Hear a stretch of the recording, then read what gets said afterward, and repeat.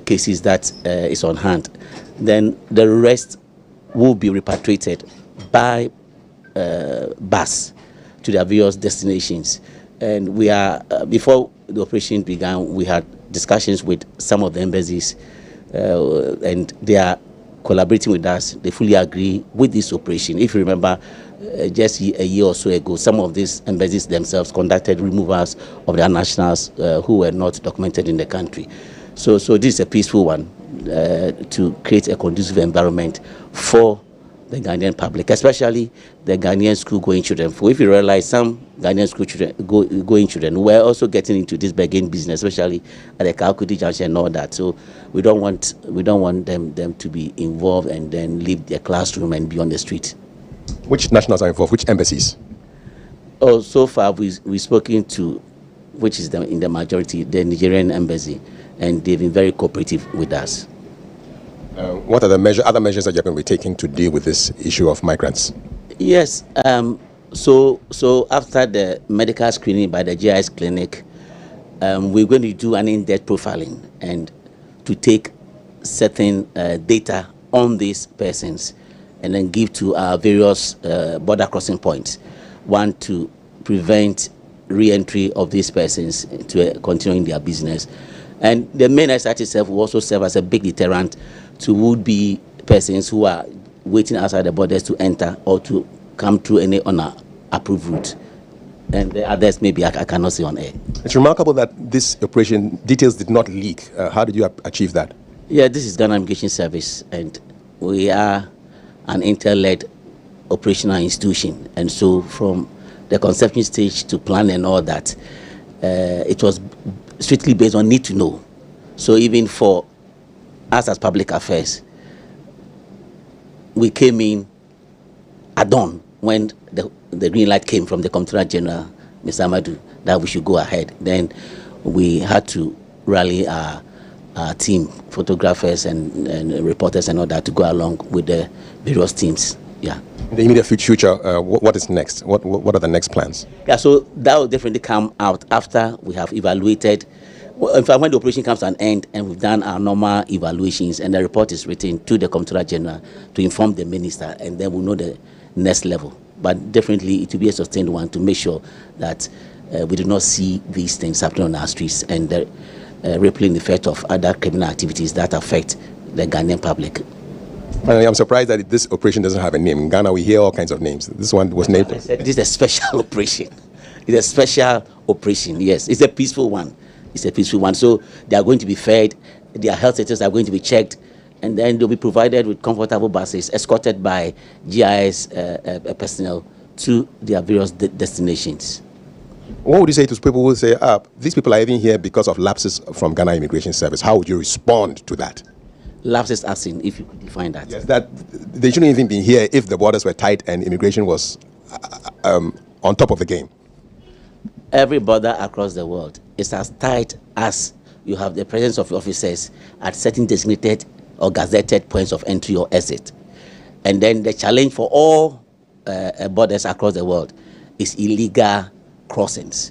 And yes, we are doing our best in terms of deploying officers at the borders and also patrol at places where we think persons may use as illegal entry.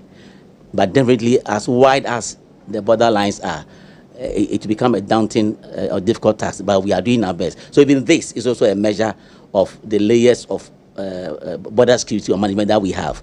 You may enter, but definitely within, we will still catch up with you, yes. Anything to add before I wrap this up? Yeah, any advice for the public in terms of dealing with these immigrants?